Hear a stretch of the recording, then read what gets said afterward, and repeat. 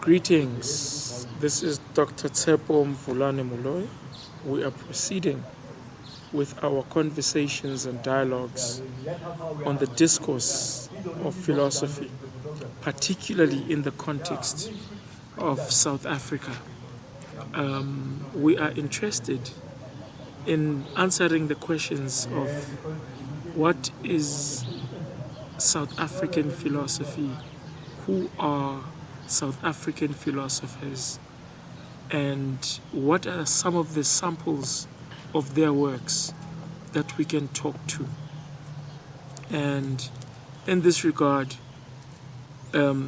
one is excited to begin to engage these questions in a way that is going to open up the dialogue and contribute towards the debate about philosophy in the context of South Africa. So, to begin at the beginning, we already have discussed in previous episodes about African philosophy, and from get-go, I did give a working definition of what is philosophy. In a nutshell, it is the discipline that teaches about thinking, and the reasons we think about the things that we think about. And so it is divided in various schools of thought. And that's, in a nutshell, what philosophy is. But we know that over time we have been misled to think that through the hegemonic discourse, philosophy is a Western discipline. And we've also discussed the whole notion of texture versus orature. Orature is really taken from oral sources, so oral narratives. Texture being basically what has made it into text and has made it into the written word and has come out in different outlets as documents, publications, journals, books, and monographs and the like. So in the context of South Africa, we can say that the argument can stand that if thinking has been a domain of basically the first humans to walk the earth, and in this case it would be the people who today are wrongly called the Khoisan in our context in South Africa. So then we can then argue that thinking has predated the written word, written in the sense of alphabets that today we are familiar with. It's just that it was not recorded in that way by the people who was doing the thinking, and that is basically the so-called Khoisan people. So we trace the earliest sources of philosophical writing or writing in the domain of philosophy. We trace this, I think, from the pioneering schools or institutions in the country. The South African College, which evolved to become UNISA and branched off, and the other branch was University of Cape Town. And they championed what would become Anglophone philosophy, because their direct link is really colonial Britain, colonial England, so the English world. And then the other branch is the Roman Dutch origin, which then in its manifests in South Africa as the Afrikaans or the Nederland discourse, which is championed by Stellenbosch University. And this is where some of their scholars, their pioneering scholars, would find expression and an address. And if we appreciate and we understand that, then we know that their interests in philosophy, because they are part of the colonial lineage of thinking, the Stellenbosch guys, we can trace all the way back to the Netherlands, to Dutch, the Dutch homelands, to Germany. And this is where we trace, of course, their thinking about Calvinism and how they would link this and put it to justify their thinking of apartheid, and basically the whole notion that they are superior to the Bantus. And this is basically the whole thinking that has emanated and has been promoted in their indoctrination using Calvinist theology, that, you know, they are the supreme thinkers, they're the supreme beings at the expense of the Bantus.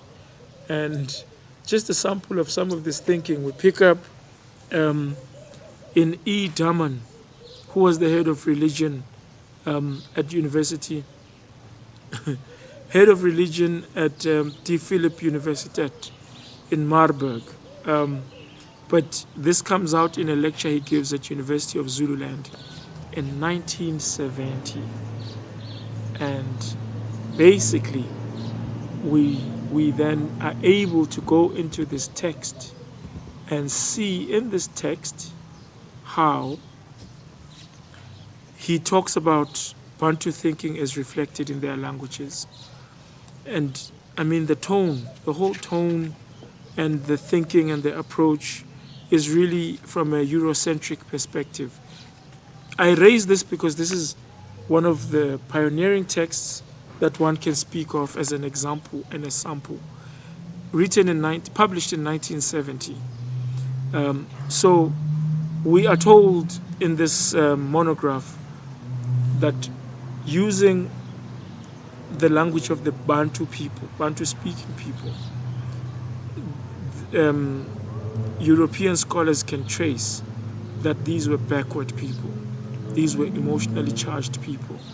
These were people who, at their most height, were really expressive of animalistic behavior.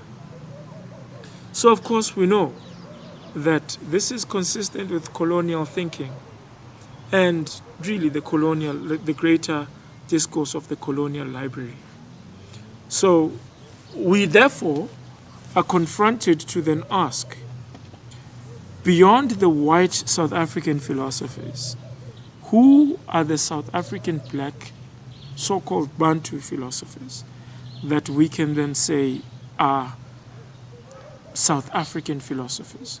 So before I jump to answer that question, let's continue to at least give 2 or 3 other examples of white philosophers, just for our own context in terms of giving a historical background. When we still keep and follow the Stellenbosch school of philosophy, this text by Andrew Nash, who basically conducted a study, a master's and a PhD in the field of philosophy at Stellenbosch. Of course, this book is titled The Dialectical Tradition in South Africa. And Andrew Nash refers us back to the leading Afrikaner scholars, who also were part of his inspiration. Johann Degenaar, Andre du Toit, Michael Nupen, whom he credits as his philosophical mentors in this book. He gives a narrative of how the dialectical tradition in South Africa, when you look at it from a Stellenbosch philosophical discourse, how it started, how it evolved, and where it finds itself to be at this juncture. Of course, this book comes out in 2009. So this is where he parks the story of the Stellenbosch philosophical tradition. And one of the key Western scholars or Western philosophers that he quotes, I've already spoken about the Calvinist doctrine, which is really coming from theology. So that philosophy, which they use in what in America is called the manifest destiny. Really, it's a way of saying they are superior, and really the superior are the ones who therefore get to win or take over those that are less, that have been dominated. And so this thinking is really linked in a very problematic way to humanism. And we know now that a fellow like Jan Smuts, who basically would study at Stellenbosch as a student, would later go and do his senior qualifications, master's PhD at Cambridge University, therefore is recognized as a trained philosopher. He came up with, his book on African, or on humanism, holism, which is really a cousin and within the domain of humanism. And we trace that some of the influences in his discourse were from scholars such as Søren Kierkegaard, the Danish philosopher. And what Andrew Nash does in this book, he makes the link and he connects the narrative of how a Søren Kierkegaard would come to Stellenbosch in terms of the thinking of Søren and how they were adopted amongst the philosophers at Stellenbosch. And then, of course, he speaks more about his mentor and his politics of oopgesprek, Johan Degenaar, and how Degenaar was really trained, in Western Germany, Netherlands, and how he would come to become one of the established voices of philosophy at Stellenbosch University. And then, of course, he continues in this way, but really keeping to the theme of the dialectical tradition in South Africa. So we spoke first about E. Daman, who wrote about Bantu thinking, right? And then I've given you now Andrew Nash, who speaks about the history of dialectical tradition in South Africa. So that's the second of the white philosophers in South Africa. Then we come to the University of South Africa, and we are told that the first PhD that was written on Ubuntu was done by Dr. Johan Broodryk, right? And he would go on to start an Ubuntu school of philosophy. And Johan Broodryk says he credits his lessons of this from people like Justice Nsungu, Credo Mutwa. And isn't it an irony that in the mainstream, it would take a Johan Broodryk to be recognized for pushing and advancing Ubuntu philosophy at the expense of your Credo Mutwas and your Justice Nsungus, and meaning, once more, it is taken seriously in the mainstream because of race.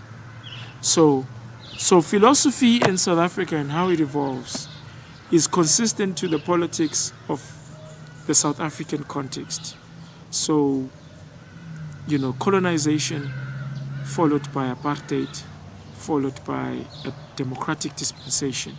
If we understand these phases, the philosophy that we get to confront in South Africa is consistent with these phases in the different points in time.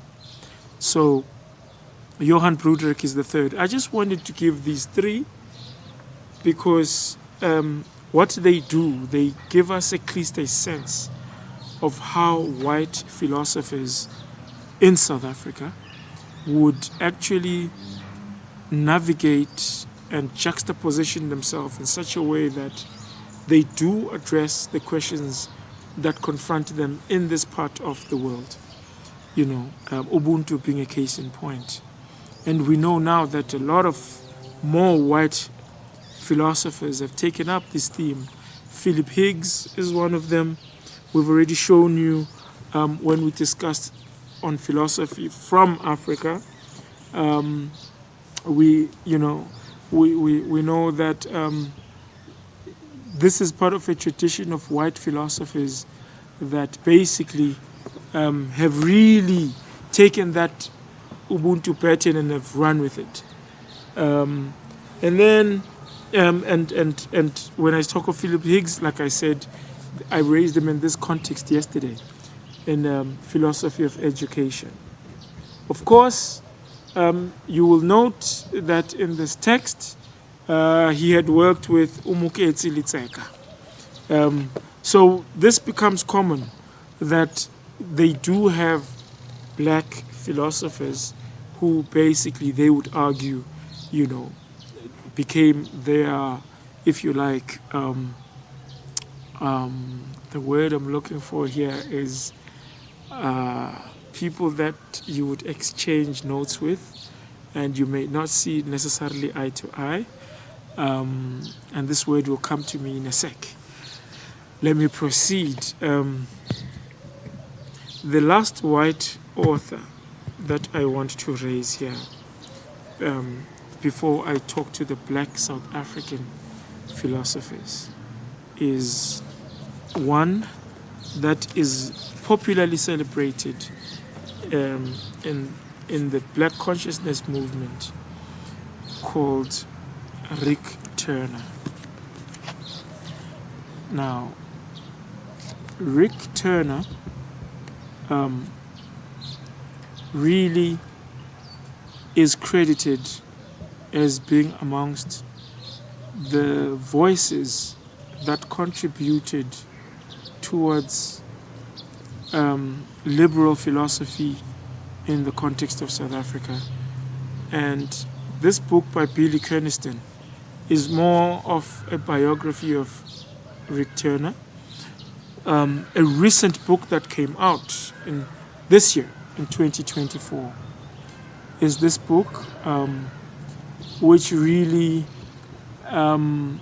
tries to now go into Rick Turner's discourse and really capture Rick Turner and his positionality.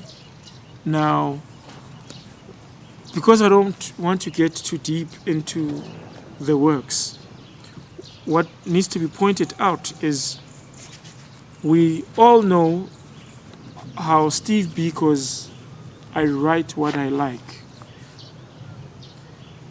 is very popular amongst scholars, precisely because of what eventually is called the philosophy of black consciousness.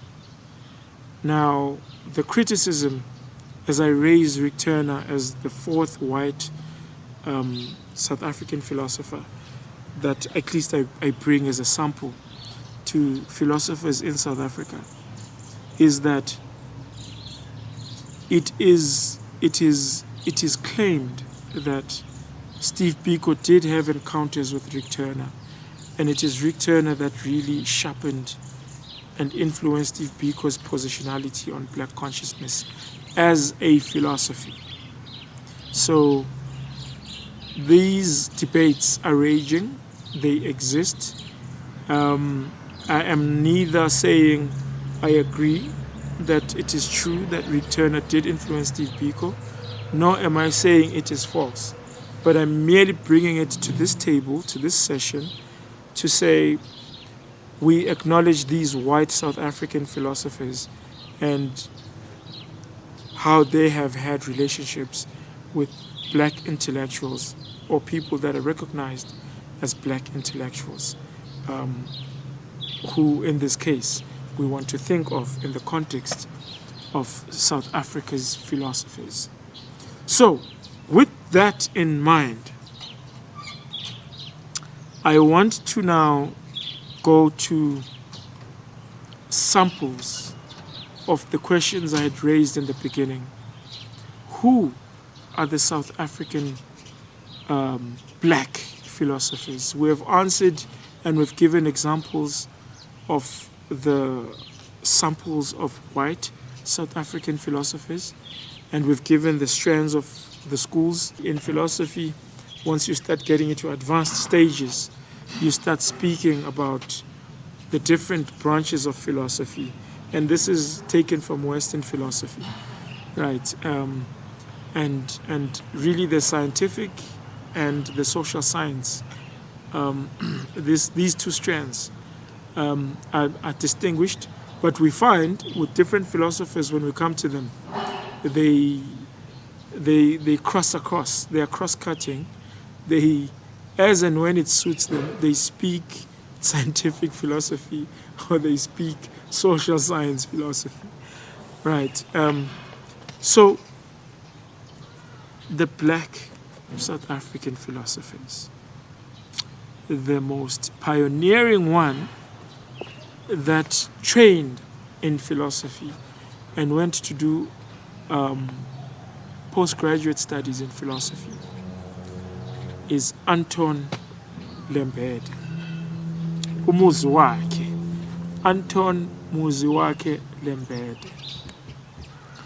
And it is worth pointing out that he does this, his Masters of Philosophy at UNISA between 1943 and 1945. And the topic of his dissertation, his master's dissertation, was called The Conception of God as Expounded by or as it emerges from the writings of great philosophers, from Descartes, or if we are to be blunt, Descartes, to the present day. Now, what is said with Anton Lembede is he rages and he brings up the contestation that, are you a African philosopher, in this case a South African philosopher, because you wrote on a topic on philosophy? In his case, from the topic we pick up, he was writing really about Western philosophers. But because he was writing as a black South African, does this qualify him, therefore, as an African philosopher? So this question will forever be haunting the works that black South Africans who do philosophy, the topics that they take. Do those topics qualify them? Or do they really, decrease the argument that, but there is nothing African in your philosophy, therefore you shouldn't be called an African philosopher? And so these are the things that one is thinking about and around. The word earlier that I couldn't get to when I was thinking about Rick Turner and Rick Turner's relationship, intellectual relationship with Steve Biko, and the relationship between the white South African philosophers and the black South African philosophers, is interlocators. So in the practice of interlocation, we find that the engagement and the exchange of notes and the different contestation of challenges, intellectual challenges between the scholars that take up similar themes on Ubuntu and other themes in this regard in South Africa. We find that there is an evolving track record of black South African philosophers talking back or speaking up against what is being said in fields such as Ubuntu or Ubuntu philosophy. And so we will see this later when I talk about the pioneering black South African philosophers after Anton Lembede. So we appreciate Anton Lembede was in the 40s. Again, so Anton Lembede, so that I don't lose this and I don't omit to tell you because it's important. Anton Lembede, if we put aside that his master's was really on Western philosophies, we know that through his other essays, he has given us his thoughts on Africanism.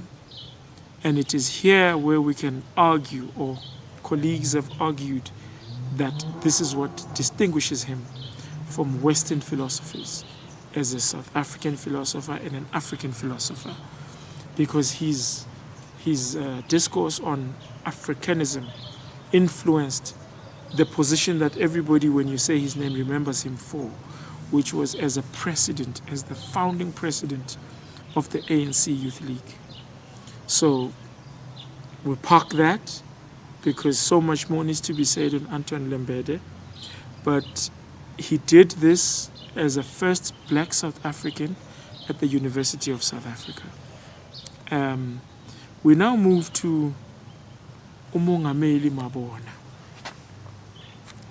Here again is another pioneering black South African philosopher. And uMabona is hardly known in South Africa. And we want to credit Ernst Wolff, who is a professor of philosophy at the KU Leuven in Belgium. And he also has ties with the University of Pretoria, for having authored this book as late as 2020. And he brings him back in biographical form to life. He brings Mongameli back. Mongameli's training was in theology, and he would, however, go on to do his senior studies in philosophy. And it is so important that we acknowledge that we need more about him in South Africa, because he has been erased as if he didn't exist, like so many other black South African philosophers. And I wish to go into detail about Mongameli, but my table is full. So if you are writing down so far, we began with Anton Lembede, and then we came with Mongameli Mabona, and now we move to the first modern and acknowledged black South African philosopher who at least had an opportunity to lecture in a mainstream university such as University of Western Cape, and just recently at Stellenbosch University they've just honored him because the theater that they have at Stellenbosch has just been renamed into his name, and that is Professor Adam Small. So Adam Small is consistent with apartheid ideology, classified as a colored. They do what is problematically done whenever his name is evoked. You know, they capture him as Adam Small, Poetry Against Discrimination. This is Anton Lembede who wrote this. But he is popularly known as a poet. And in this book, he is brought precisely up and evoked in that way. And this is problematic, of course, but these are your pioneering black intellectuals that will set up the scene for the later scholars that would take up the field of philosophy in the context of South Africa. So Adam Small, and a lot of people say he has the distinction of being the first lecturer of philosophy, but that's because they had never heard of Mongameli Mabona, who lectured in the seminary in Hammanskraal. And so one could argue that reading these pioneering black South African philosophers would be able to give one ammunition to answer who were the first and what was their context. Of course, the reason that Mongameli was not as known as Lembede and Adam Small is because he left the country, and a lot of his training happened abroad, and so it is a whole generation that would lose out on his works. Then, in terms of the mainstream universities, and here I'm thinking about the South African philosophers that would go on to become prominent today in the context of the modern society in South Africa. And here we are thinking about Umakhobo Ramose. Umakhobo Ramose, he wrote his book on Ubuntu. And when we think about Makhobe Ramose, we also think about Vincent Maphai, because the two of them would have the distinction in the early 70s to go to Belgium and also take up the degree of philosophy there, philosophy, religion, law. And today Ramose is recognized as the most preeminent black South African philosopher in the context of South Africa. And Professor Vincent Maphai became the first political scientist, black South African political scientist at the university. First at Wits, and then he moved to University of Western Cape. But the discourse of philosophy along the way was lost with his name, yet he's a trained philosopher. And then at home, those who were trained at home, the earliest ones, one wants to think about at Teflop, you had basically philosophy that was done in the context, of course, of a Bush University, and the disturbances that were happening along the way made that the people that were starting in this direction of philosophy were really challenged, and they stood challenged. And one of the students that enrolled, unknown to them, they thought they were doing psychology, and yet they were majoring in philosophy, was Professor Mabogo Percy. And he brings out this book in 2019. And in this book, he shares his story of how philosophy in the context of black South African scholars, how they took it up in the context of South Africa.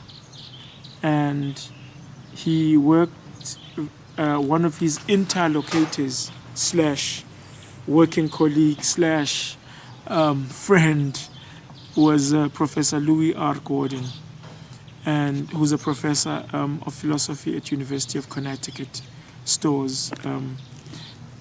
So he explains and he narrates, and I don't want to steal his thunder, and in this memoir that he gives us, how he came to study philosophy and grow in philosophy, and how his seniors were guys who really were involved in philosophy but didn't go all the way, because it was a very, very, very tense time in the 70s at Teflop in South Africa. And one of these people was the former chair of the ANC Integrity Committee, who didn't finish his master's dissertation at Teflop because he was imprisoned with Usbusiso Ndebele, who was working in the library at Teflop, and they were imprisoned to Robben Island. And it is here that when later we would hear that this person is called Professor, Professor Mabogo Percy asks questions as to at which point did this person become a professor, because to his knowledge they did not finish their master's dissertation while they were at Teflop. And really, the name of this person, so that I don't leave you hanging, is Tinswalo George Mashamba. And we now know that he basically has left more questions than answers when it comes to him being referred to as a philosopher. But he must be credited amongst those early homegrown, home-based, home-located scholars, Black South African scholars in the discourse of philosophy. Now, while this was happening in University of Turfloop, University of the North, another scholar on the other side of South Africa, at the same time as Professor Percy Moloi, was registering for philosophy, and that was Dr. Walter Joe Ndaba at University of Fort Hare. And I'm just sharing here, the two of them became interlocutors. So there's an essay that was written by Percy Moloi, written African Philosophy Revisited. And in this essay, the points that Professor Moloi raises are taken up and reviewed and are basically challenged by Walter Joe Ndaba in this article, which is a response to Professor Moloi and his thoughts on basically African philosophy. Now, unfortunately, because we are not in a position to go into depth, what I'm trying to do here is, in answering the question of who are Black South African philosophers and give samples of some of their works, I'm truly trying to just give you an overview so that, one, you have the names from Anton Lembede, Mongameli Mabona, Mabogo, Percy Moloi, Makgobe Ramose, Vincent Maphai,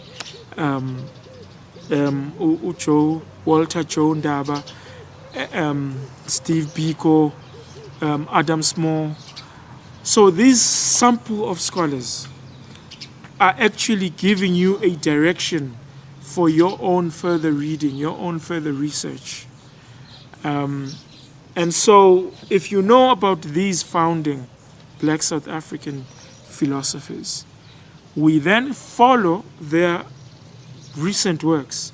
And here you want to think about Mabogo Percy Moloi giving us his work on being black, being basically Noel Chabani Mangani being in black, right? And related in apartheid South Africa. This book comes out in 2023, and it picks up from the psychologist Noel Chabani Manganyi's Being Black in the World. And so the title of this book is a play on Mongameli Manganyi's Being Black. And this is showing you again how these people who are Black South African philosophers exist, have always, at least since the 40s, existed, and have grown and have acknowledged each other's, in terms of their predecessors, and have taken up their peers, their intellectual peers, and have advanced, the thinking that was brought up by these people. And of course, lately, we can talk about Tendayi Sithole, who is a political philosopher, and he brings out this book this year in 2024.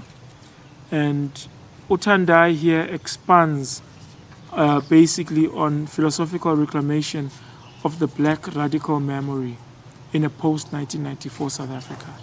And of course, he's got a work on Percy Moloi, which he has written on, which again is consistent, in the trajectory that these black South African philosophers, they read each other, they are interlocutors, they don't necessarily agree with one another, but in the true fashion of interlocution, they exchange notes, they rebut each other's points, and they sharpen each other's positionalities.